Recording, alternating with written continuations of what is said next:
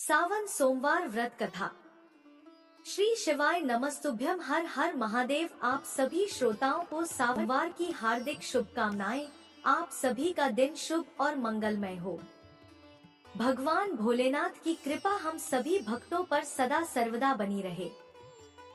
अब आइए श्रवण करते हैं सावन सोमवार की पौराणिक कथा, जिसे सुनने मात्र से ही भोलेनाथ की कृपा प्राप्त होती है। अमरपुर नगर में एक धनी व्यापारी रहता था और दूर दूर तक उसका व्यापार फैला हुआ था। नगर में उस व्यापारी का सभी लोग मान सम्मान करते थे। इतना सब कुछ होने पर भी वह व्यापारी अंतर्मन से बहुत दुखी था, क्योंकि उस व्यापारी का कोई पुत्र नहीं था।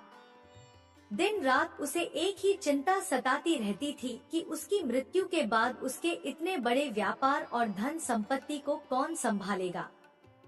पुत्र पाने की इच्छा से वह व्यापारी प्रत्येक सोमवार भगवान शिव की व्रत पूजा किया करता था।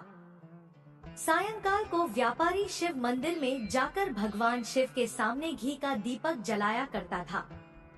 उस व्यापारी की भक्ति देखकर एक दिन देवी पार्वती ने भगवान शिव से कहा, हे प्राणनाथ, यह व्यापारी आपका सच्चा भक्त है। कितने दिनों से यह सोमवार का व्रत और पूजा नियमित कर रहा है। हे प्रभु, आप इस व्यापारी की मनोकामना को अवश्य पूर्ण करें। भगवान शिव ने मुस्कुराते हुए कहा, हे पार्वती, इस संसार में सबको उसके कर्म के अनुसार फल की प्राप्ति होती है। प्राणी जैसा कर्म करते हैं उन्हें वैसा ही फल प्राप्त होता है। इसके बावजूद भी पार्वती जी नहीं मानी। उन्होंने भगवान भोलेनाथ से आग्रह करते हुए कहा, नहीं प्राणनाथ, आपको इस व्यापारी की इच्छा पूरी करनी ही पड़ेगी, क्योंकि यह आपका अनन्य भक्त है। प्रत्येक सोमवार आपका विधिवत व्रत रखता है और पूजा अर्चना के बाद आपको भोग लगाकर एक समय भोजन ग्रहण करता है। आपको इसे पुत्र प्राप्ति का वरदान देना ही होगा। देवी पार्वती का इतना आग्रह देखकर भगवान शिव ने कहा, हे देवी, तुम्हारे आग्रह पर मैं इस व्यापारी को पुत्र प्राप्ति का वरदान देता हूँ, लेकिन इसका पुत्र 16 वर्ष से अधिक जीवित नहीं रहेगा। उसी रात भगवान शिव ने स्वप्न में उस व्यापारी को दर्शन देकर उसे पुत्र प्राप्ति का वरदान दिया और उसके पुत्र के 16 वर्ष तक जीवित रहने की बात भी बताई। भगवान के वरदान से व्यापारी को खुशी तो हुई, लेकिन पुत्र की अल्पायु की चिंता ने उस खुशी को नष्ट कर दिया। व्यापारी पहले की तरह सोमवार का विधिवत व्रत करता रहा। कुछ महीने पश्चात उसके घर अति सुंदर पुत्र उत्पन्न हुआ। पुत्र जन्म से व्यापारी के घर में खुशियां भर गईं। बहुत धूमधाम से पुत्र जन्म का समारोह मनाया गया। व्यापारी को पुत्र जन्म की अधिक खुशी नहीं हुई, क्योंकि उसे पुत्र की अल्पायु के रहस्य का पता था। उस व्यापारी के अलावा यह रहस्य घर में किसी को नहीं मालूम था। विद्वान ब्राह्मणों ने उस पुत्र का नाम अमर रखा। जब अमर 12 वर्ष का हुआ तो शिक्षा प्राप्ति के लिए उसे वाराणसी भेजने का निश्चय हुआ। व्यापारी ने अमर के मामा दीपचंद को बुलाया और कहा कि अमर को शिक्षा प्राप्त करने के लिए वाराणसी छोड़ आओ। अमर अपने मामा के साथ शिक्षा प्राप्त करने के लिए चल दिया।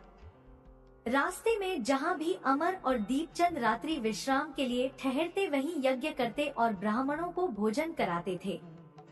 लंबी यात्रा के बाद अमर और दीपचंद एक नगर में पहुँचे। उस नगर के राजा की कन्या के विवाह की खुशी में पूरे नगर को सजाया गया था। निश्चित समय पर बारात आ गई, लेकिन वर का पिता अपने बेटे के एक आंख से काने होने के कारण बहुत चिंतित था। उसे इस बात का भय सता रहा था कि राजा को इस बारे में पता चल गया तो कहीं वह विवाह से इनकार न कर दे और इससे उसकी बदनामी होगी।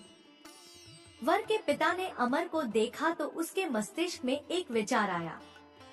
उसने सोचा, क्यों न इस लड़के को दूल्हा बनाकर राजकुमारी से विवाह करा दूं। विवाह के बाद इसको धन देकर विदा कर दूंगा और राजकुमारी को अपने नगर में ले जाऊंगा। वर के पिता ने इसी संबंध में अमर और दीपचंद से बात की। दीपचंद ने धन मिलने के लालच में वर के पिता की बात स्वीकार कर ली। अमर को दूल्हे के वस्त्र पहनाकर राजकुमारी चंद्रिका से विवाह करा दिया गया। राजा ने बहुत सा धन देकर राजकुमारी को विदा किया। अमर जब लौट रहा था तो सच नहीं छिपा सका और उसने राजकुमारी की ओढ़नी पर लिख दिया कि राजकुमारी चंद्रिका, तुम्हारा विवाह तो मेरे साथ हुआ था, लेकिन मैं तो वाराणसी में शिक्षा प्राप्त करने जा रहा हूँ। अब तुम्हें जिस नवयुवक की पत्नी बनना पड़ेगा वह एक आंख से काना है। जब राजकुमारी ने अपनी ओढ़नी पर लिखा हुआ देखा और उसे पढ़ा तो उसने काने लड़के के साथ जाने से इनकार कर दिया। जब राजा को जानकारी मिली कि काने राजकुमार के साथ उसकी पुत्री का विवाह नहीं हुआ है तो राजकुमारी को महल में रख लिया। उधर अमर अपने मामा दीपचंद के साथ वाराणसी पहुंच गया। अमर ने गुरुकुल में पढ़ना शुरू कर दिया। जब अमर की आयु 16 वर्ष पूरी हुई तो उसने एक यज्ञ किया। यज्ञ की समाप्ति पर ब्राह्मणों को भोजन कराया और खूब अन्न वस्त्र दान किए। रात को अमर अपने शयन कक्ष में सो गया। शिवजी के वरदान के अनुसार शयनावस्था में ही अमर के प्राण पखेरु उड़ गए। सूर्योदय पर मामा अमर को मृत देखकर रोने पीटने लगा। आसपास के लोग भी एकत्र होकर दुख प्रकट करने लगे। मामा के रोने विलाप करने के स्वर समीप से गुजरते हुए भगवान शिव और माता पार्वती ने भी सुने।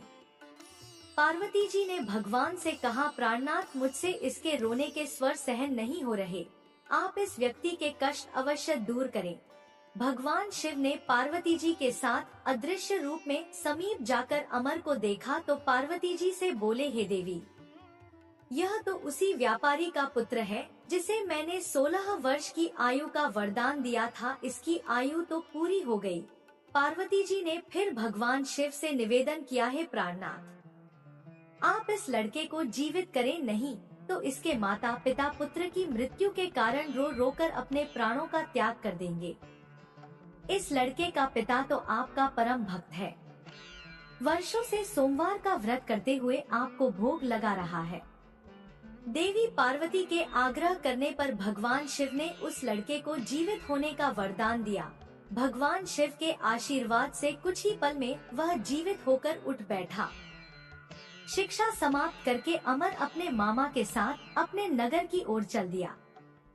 दोनों चलते हुए उसी नगर में पहुँचे जहाँ अमर का विवाह हुआ था। उस नगर में भी अमर ने यज्ञ का आयोजन किया। समीप से गुजरते हुए नगर के राजा ने यज्ञ का आयोजन देखा तो राजा ने अमर को तुरंत ही पहचान लिया। यज्ञ समाप्त होने पर राजा अमर और उसके मामा को महल में ले गया और कुछ दिन उन्हें महल में रखकर बहुत सा धन और वस्त्र देकर राजकुमारी के साथ विदा किया। रास्ते में सुरक्षा के लिए राजा ने बहुत से सैनिकों को भी साथ भेजा। दीपचंद नगर में पहुंचते ही एक दूत को घर भेजकर अपने आगमन की सूचना भेजी।